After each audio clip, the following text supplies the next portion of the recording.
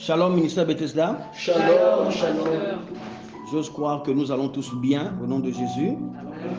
Je suis dans la joie de vous retrouver encore, ma famille, en ces lieux. Est-ce qu'on peut acclamer le Seigneur, acclamer le Seigneur pour tout ce qu'il fait pour nous, pour son amour. Le Seigneur est merveilleux. Aujourd'hui, j'ai pris ce thème, l'enlèvement. C'est un thème que le Seigneur m'a mis à cœur de parler par rapport à ce qui se passe dans la vie des saints. Amen. Amen. Nous sommes bien aimés dans le Seigneur, appelés des saints. Mais nous avons des choses que nous vivons parfois qui peuvent nous perturber, qui peuvent nous faire perdre pied, comme dit l'expression. Parce que nous allons vivre certaines difficultés, nous allons vivre certaines réalités qui peuvent nous refroidir, qui peuvent nous rendre tièdes. Quelqu'un me suit? Amen. Je voudrais commencer par la lecture de 1 Thessaloniciens chapitre 4, le verset 16, je vais aller jusqu'au verset 18, juste pour rappeler aux enfants de Dieu ce que dit la parole de Dieu sur l'enlèvement.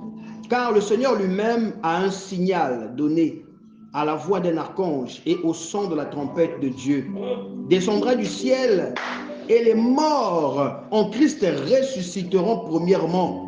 Ensuite, nous les vivants qui serons restés, nous serons tous ensemble enlevés avec eux sur des nuées à la rencontre du Seigneur dans les airs. Et ainsi, nous serons toujours avec le Seigneur.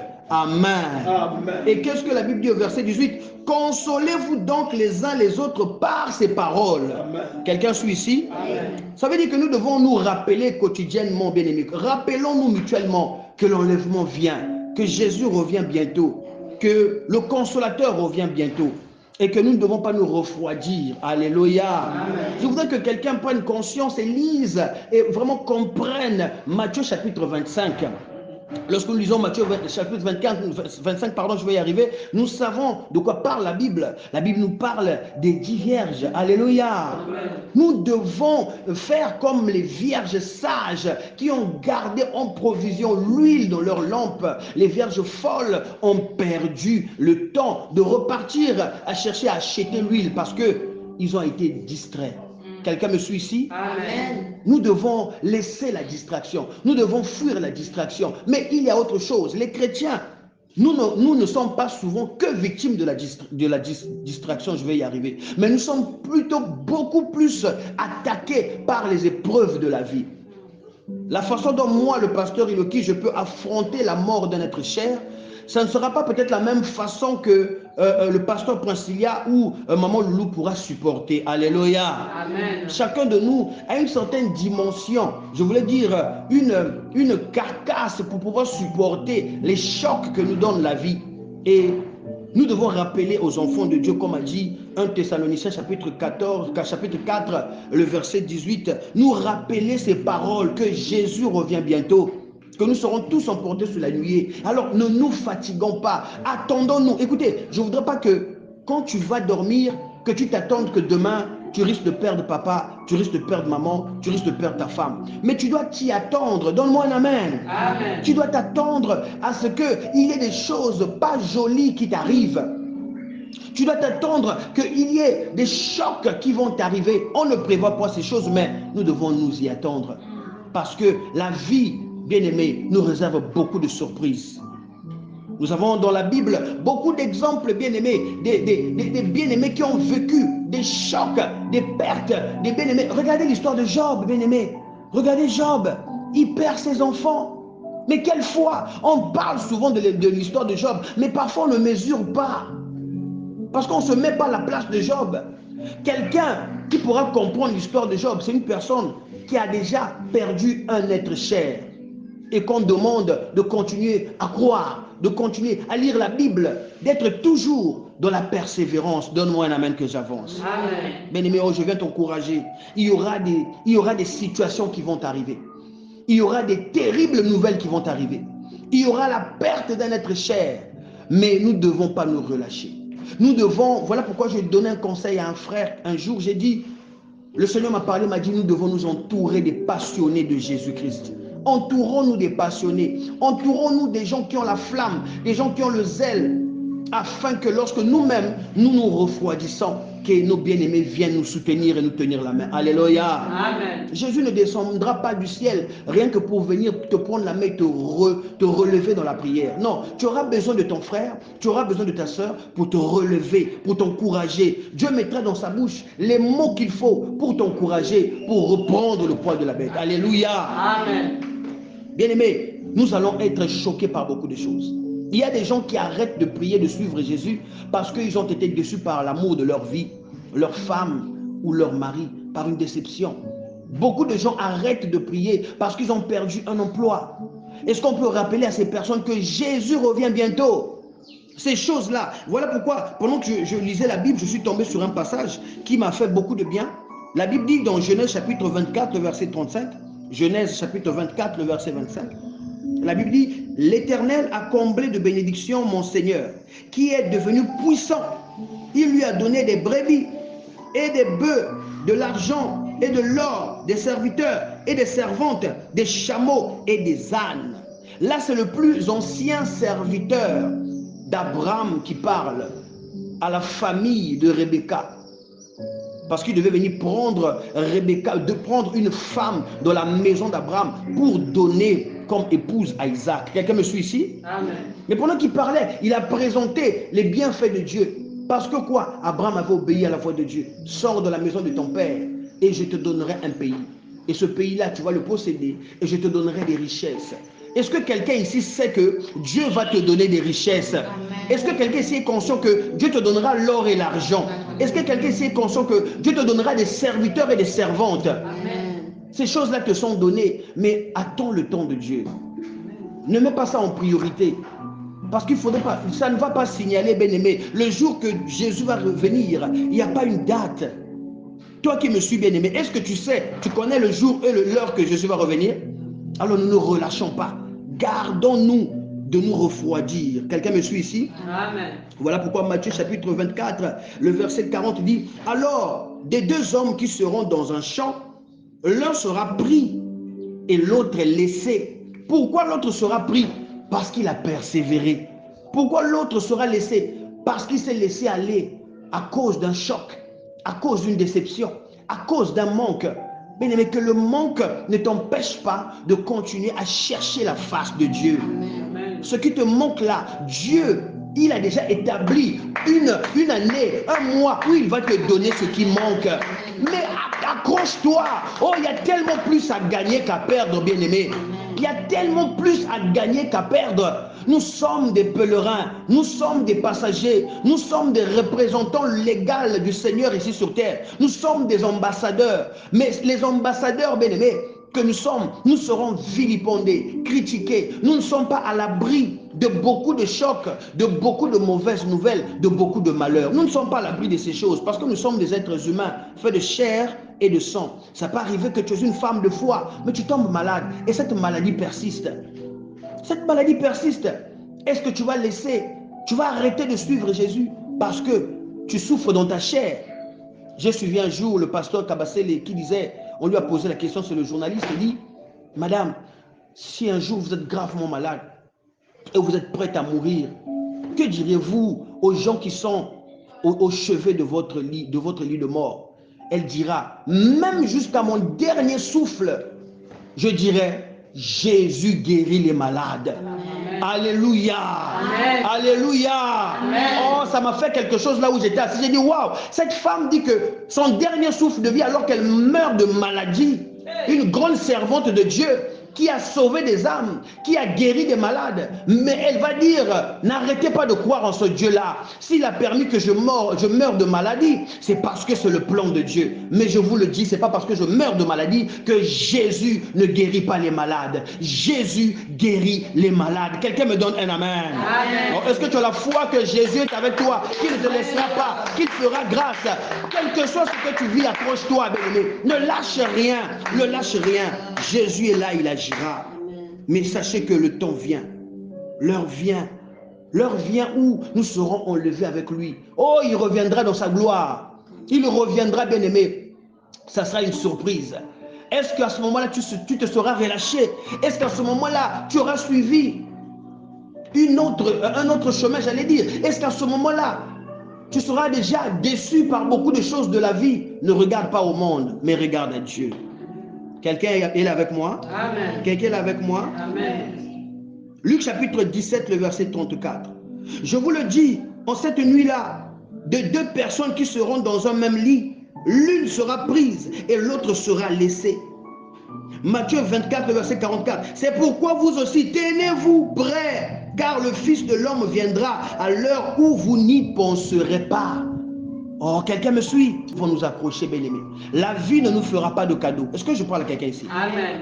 La vie ici sur terre ne nous fera pas de cadeaux. On sera confronté à tellement de choses. Et lui-même, Dieu va aussi tester notre foi. Lui-même, Dieu va nous mettre à l'épreuve. Regardez ce qu'a vécu Agar, l'Égyptienne, dans le désert, alors que l'enfant était prêt à mourir. Mais la Bible dit, j'aime ce que la Bible dit, que Dieu a écouté la voix d'Ismaël. Alléluia. Amen. Alors tu crois que Dieu ne peut pas écouter ta voix? Dieu ne peut pas écouter ta voix, toi qui pries, toi qui cherches la face de Dieu.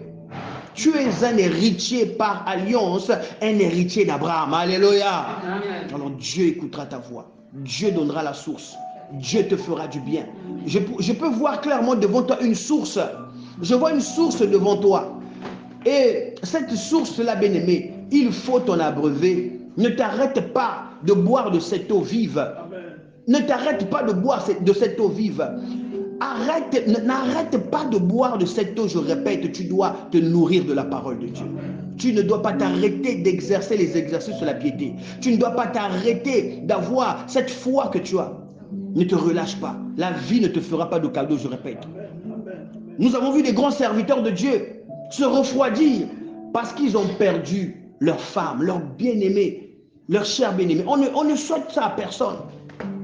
Mais c'est des choses qui peuvent arriver. On a vu des grandes dames, des grandes servantes de Dieu perdre la foi parce que leur mari, leur âme sœur est partie. Est-ce que quelqu'un n'a jamais écouté ces histoires-là ici? Amen. Mais nous devons nous accrocher. Et s'il vous plaît, je parle à tous les saints, ce message est à tous les saints. Allez-y dans vos familles, allez-y dans vos églises, localisez ceux qui sont refroidis et transmettez-les ce message, que Jésus revient bientôt. Amen. Nous ne sommes pas appelés à rester ici, mais nous sommes appelés à aller sur la nuée. Nous sommes appelés à aller là où Jésus se trouve, parce que lorsqu'il viendra, nous serons tous enlevés vers lui. Amen. Mais qu'il vienne trouver dans ton cœur cette chaleur, cette flamme, qu'elle ne s'éteigne pas. Quelqu'un me suit ici? Amen. Ne vous laissez pas distraire par vos carrières. Faire carrière, c'est important. Ne vous laissez pas distraire par votre intelligence. Ne vous laissez pas distraire par votre richesse. Mais considérez tout ce que vous avez maintenant comme une grâce. Amen. Alléluia. Amen. Considérez cela comme une grâce. Parce qu'il y a d'autres, à cause de l'orgueil, ils ont perdu la foi. Amen. À cause des biens matériels qu'ils ont tellement demandé et Dieu les a donnés, ils ont perdu la foi. Ils s'accrochent maintenant à leur téléphone cher, à leur tablette chère, à leur voiture chère, à leur maison au voyage. Bien aimé, j'ai entendu un homme de Dieu, et c'est le pasteur Atoms qui disait, hier j'ai suivi une vidéo, je l'ai même partagée, il disait, quelqu'un a posé la question, pasteur, est-ce que vous pouvez nous expliquer le sens des priorités pour un chrétien, pour un enfant de Dieu? Il dit, précisément la question, il dit, quelles sont les priorités dans la vie pour un enfant de Dieu? Lui dit, dans les priorités d'un enfant de Dieu, en premier lieu, c'est son intimité avec Dieu. En premier lieu, quel que soit ton niveau social, quel que soit, c'est d'abord ton intimité avec Dieu. Après vient ta famille biologique que Dieu te donne, ta femme, tes enfants. Tu dois en prendre soin. C'est ça ta source de bénédiction. Mais ne relâche jamais ton intimité avec Dieu. Même moi qui suis pasteur, il a dit qu'il y a 11 000 membres dans mon église. Je ne blague pas avec mon intimité avec Dieu. Quelqu'un me suit ici? Amen. Nous nous relâchons souvent parce que nous sommes embourbés par les dossiers. Nous sommes embourbés par la carrière. Nous sommes embourbés par nos problèmes, nos frustrations, nos complexes. Et nous oublions que Jésus revient bientôt. La Bible dit que nous devons passer ce message. Il dit, 1 Thessaloniciens chapitre 4, verset 18, consolez-vous donc les uns les autres avec ces paroles, qu'il revient bientôt. Amen. Oh, je sais que quelqu'un m'écoute maintenant, que tu as des problèmes, tu as des soucis, Tu as le cœur quelque part. Parfois même, tu nous montres un autre visage. C'est une façade. Tu souffres dans ton intérieur. Tu as des frustrations, tu as des manques. Mais que cela ne t'emmène pas à te détourner.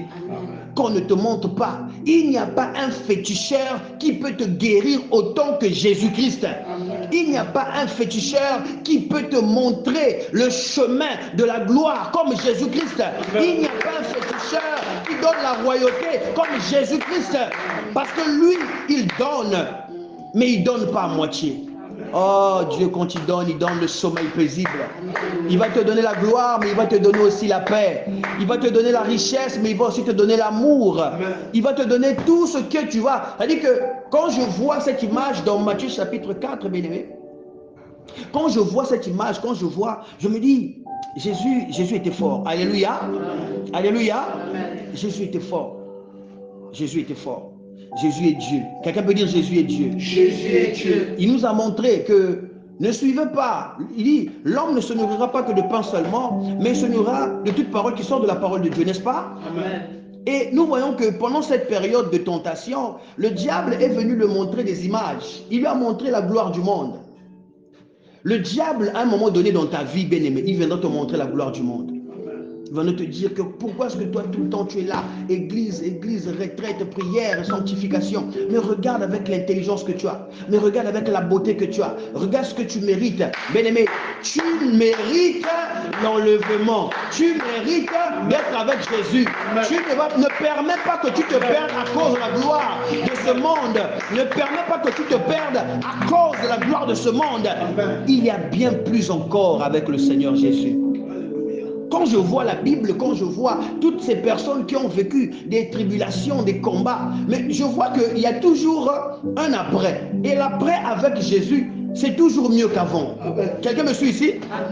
L'après avec Jésus est toujours mieux qu'avant. Oh, regardez après le travail des apôtres. Alléluia. Regardez après le travail des apôtres. C'est pas mieux qu'avant? Combien de convertis? Combien d'églises? Combien de sauvés? Combien d'enflammés, combien de passionnés à cause de ces gens qui ont accepté l'épée, de ces gens qui ont refusé les habits de luxe, de ces gens qui ont refusé des prestiges, mais ils se sont donnés parce qu'ils savaient que nous avons plus à gagner. Nous avons plus à gagner. Oh bien aimé, est-ce que tu peux dire avec moi, ce que je ne vois pas est plus fort en Jésus. Ce que je ne vois pas est plus fort. Ce que tu ne vois pas est plus fort. Mais crois. Dieu te donnera des choses encore plus grandes. Quelqu'un ici va comprendre ce que je dis s'il a déjà vécu une manifestation avec le Saint-Esprit. Quand Dieu te montre sa gloire, ah, je te dis, on peut te présenter 1 milliard, tu vas refuser, tu vas suivre Jésus. Amen. Parce que quand tu as vu le ciel s'ouvrir un jour, quand tu as vu le ciel s'ouvrir, tu as vu la gloire de Dieu, tu as écouté sa voix, il t'a montré la gloire et tu as vu, tu as goûté même pendant quelques secondes. Bien aimé, quel que soit ce qu'on peut te proposer, tu ne refuseras jamais. Parce que tu as déjà goûté à un nectar qui est plus excellent que n'importe quel élixir. Quelqu'un me comprend ici? Amen. L'enlèvement est une réalité, ce n'est pas un mythe. Jésus revient bientôt. Accrochons-nous, bien-aimés. Le monde va nous détester. Le monde va nous rejeter. Le monde va nous insulter. Mais nous n'allons pas nous relâcher. Alléluia. Amen. Je voudrais que quelqu'un, avant de demander les enfants, avant de demander, parce que, écoutez, il y a des gens qui ont perdu leur ferveur, qui ont perdu leur dévotion à cause des enfants. Est-ce que vous le savez? Il y a des, quand ils arrivent, parfois tu n'auras plus, tu n'étais pas tellement préparé que tu es maintenant embourbé par les occupations des enfants.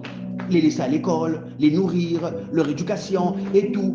Ça t'emmène à un niveau où, écoutez, il faut respecter les mamans. Est-ce qu'on peut dire respectons les mamans? Respectons les mamans. À la fin de la journée, regardez comment les mamans sont. Elles sont fatiguées parce qu'elles ont pris soin des enfants. Bien-aimés, respectons les mamans. Demandons les enfants, mais demandons à Dieu, Seigneur, que mes enfants ne soient pas pour moi la source de ma chute. Que mon travail ne soit pas la source de ma chute. N'avez-vous jamais entendu parler des enfants de Dieu qui ont démissionné à un gros poste parce qu'ils ont senti que ça les éloignait de Dieu? Amen. Alléluia. Oh, quand j'entends parler de la sagesse divine, bien-aimé, c'est une folie devant les hommes. Tu vas refuser un grand poste, tu vas refuser un gros salaire, tu vas refuser des voyages, tu vas refuser un gros salaire parce que tu as une intimité à préserver. Oh, quelqu'un comprend ce que je dis ici là? Cette intimité-là, bien-aimé, il n'y a rien qui peut t'interdire, qui peut te séparer de cette intimité-là. Voilà pourquoi j'encourage à quelqu'un, bien-aimé, Jésus revient bientôt. Accroche-toi. Pendant que les saints sont encore là, profitez. Je parle à quelqu'un ici qui a la grâce d'avoir les saints à ses côtés. Pendant qu'ils sont encore là, en ce moment, je suis en train d'écouter une chanson qui est en train de me faire beaucoup de bien. Le titre c'est en anglais, The Cry. Le cri, c'est de Osina, la Nigérienne là, que le mari avait tapé, elle est morte sur les coudes. Voilà, The Cry. Cherchez ça sur YouTube. C'est un son, elle chante en Yoruba et en anglais. Et elle dit ce que je suis en train de dire ici. Elle dit que vous allez crier. Et le cri que vous allez pousser, c'est un cri de désespoir. Parce que quand les saints vont partir, il n'y aura plus de miséricorde. Quand les saints vont partir, il n'y aura plus ce que nous avons l'occasion de voir maintenant. Profitez pendant que la parole est prêchée. Alléluia. Amen. Profitez pendant que les saints sont encore là. Lorsque les saints s'en iront, ça sera compliqué pour vous. Oh bien-aimé, est-ce que quelqu'un peut acclamer Jésus qui est bon, qui est merveilleux, qui est puissant? Je voudrais encourager quelqu'un aujourd'hui à s'accrocher à Dieu. Je voudrais encourager quelqu'un aujourd'hui. L'apôtre a dit quelque chose ici avant que je ne commence. C'est l'indice, hein, si je viens le mot. L'indice qui montre que ton zèle est maintenu, c'est lorsque les choses que tu faisais pendant que toi tu avais la force, quand tu ne les fais plus, ça veut dire qu'il y a quelque chose qui se passe. C'est que ton zèle a pris un coup. Si tu lisais la Bible tous les jours, matin, midi, soir, et que même quand tu étais dans le taxi, même au boulot pendant que tu travailles, tu es en train de ruminer la parole de Dieu. Tu es en train de ruminer, ça tourne dans ton esprit, ça tourne dans ton esprit. Alléluia. Amen. Et que ces choses, tu sens 2 jours, tu ne les fais pas. Tu as dû te faire quelque chose, bien-aimé. Moi, quand je sens que je me sens vidé, de quelque chose. Et quand je sens ça, je me dis non, il faut que je reparte dans les lieux secrets. Il faut que je reparte dans les lieux secrets. Il faut que je reparte, que je jeûne, que je prie, que je lise la Bible et que cette chaleur revienne. Alléluia. Oh, est-ce que je parle à quelqu'un ici qui a une intimité avec Jésus? Est-ce que je parle à quelqu'un ici qui a une intimité avec Jésus? Jésus revient bientôt. Voilà pourquoi vous allez voir des gens qui vont quitter Mongokamba venir jusqu'à la base. Parce qu'ils savent de quoi il s'agit. Alléluia. Ils savent de quoi il s'agit. Vous allez voir des gens bien-aimés dans le Seigneur qui vont choisir de marcher à pied pour venir assister à un culte. Tu vois, il a transpiré parce qu'il sait de quoi il s'agit. Oh bien-aimé, est-ce que vous savez qu'il y a des gens que Jésus a déjà visités? Il les a visités au travers de sa parole. Il les a parlé. Ils ont une intimité. Et tellement qu'il veut conserver cette intimité, il va préférer de marcher, parfois du grand marché jusqu'à la base. Rien que pour venir écouter, le Jésus revient bientôt. Alléluia. Alléluia. Oh, bien-aimé, il y a bien plus à gagner. Il y a bien plus à gagner qu'à perdre. Ne vous inquiétez pas quand vous humilie, ou même que vous n'ayez pas les richesses de ce monde. Ne vous inquiétez pas que vous n'ayez pas des postes. Ne vous inquiétez pas, même je veux choquer quelqu'un, que vous n'ayez pas d'enfant. Est-ce que Jésus a eu un enfant? Alléluia. Amen. Oh, est-ce que je peux parler à quelqu'un ici? Amen. Parce qu'il y a quelqu'un qui sa foi va baisser parce que tu n'as pas des enfants. Est-ce que Jean-Baptiste a eu des enfants? Oui. Mais lorsqu'on entend de Jean-Baptiste là, Jésus dit quoi de lui? Jésus dit quoi de lui? Notre maître dit quoi de lui? Qu'il n'y aura pas un homme né d'une femme qui sera semblable à Jean-Baptiste. C'est l'homme qui nous a montré le chemin. Alléluia. Il a dit voilà la porte, il est là. Moi je suis venu préparer seulement le chemin, un terrassement. J'ai fait le terrassement. Lui il vient pour vous baptiser du feu. Alléluia. Accroche-toi bien-aimé. Il y a bien plus à gagner. Accroche-toi. Continue de te maintenir. Continue de te maintenir. Continue d'avoir la foi. On est ici, pendant que je prêche, il y a des moustiques. Maman le souffre. Mais c'est parce que c'est une enflammée. Alléluia. Amen. Alléluia. Amen. Le monde va nous appeler des allumés. Mais eux là, ils ont un problème. Non, on supporte les moustiques. Il n'y a pas le courant, il n'y a pas le piano. Mais on est là. On sait à peine là.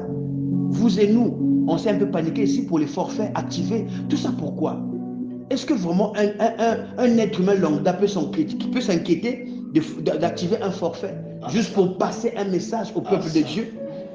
Est-ce que quelqu'un comprend là où on est? Est-ce que vous savez que vous et nous sommes des fous? Alléluia. Amen. Ce que nous faisons, ça ne se fait plus beaucoup.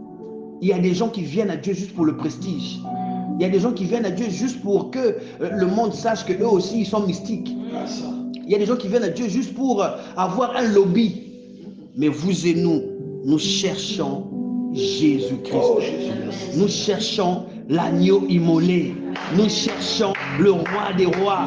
Nous cherchons la porte de la bergerie. Nous cherchons celui qui est le rémunérateur de ceux qui le cherchent. Bien-aimé, il va te faire du bien. Oh, il va te faire du bien. Alléluia. Il y a une récompense qui t'attend, toi qui me suis. Ne te frustre pas parce que tu n'as pas d'enfants. Ne te frustre pas parce que Dieu, s'il a décidé que sur terre tu auras des enfants, tu en auras. Même à l'âge avancé comme Sarah, tu en auras.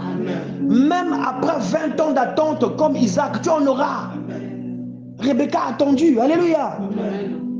Je voudrais que tu te fortifies. Fortifie-toi. Accroche-toi. Qu'on ne te trompe pas. Oh, arrêtez avec vos histoires de prière là. Arrêtez avec vos... Moi, quand je vois des gens comme ça, j'ai pitié. J'ai pitié parce qu'ils ne savent pas. Alléluia. Amen. J'encourage quelqu'un ce soir à s'accrocher à Dieu. Nous avons la grâce d'avoir cette grande famille Bethesda où nous nous encourageons les uns les autres à suivre Jésus. Accrochons-nous et Jésus nous fera encore plus de bien. Est-ce qu'on peut acclamer le Seigneur?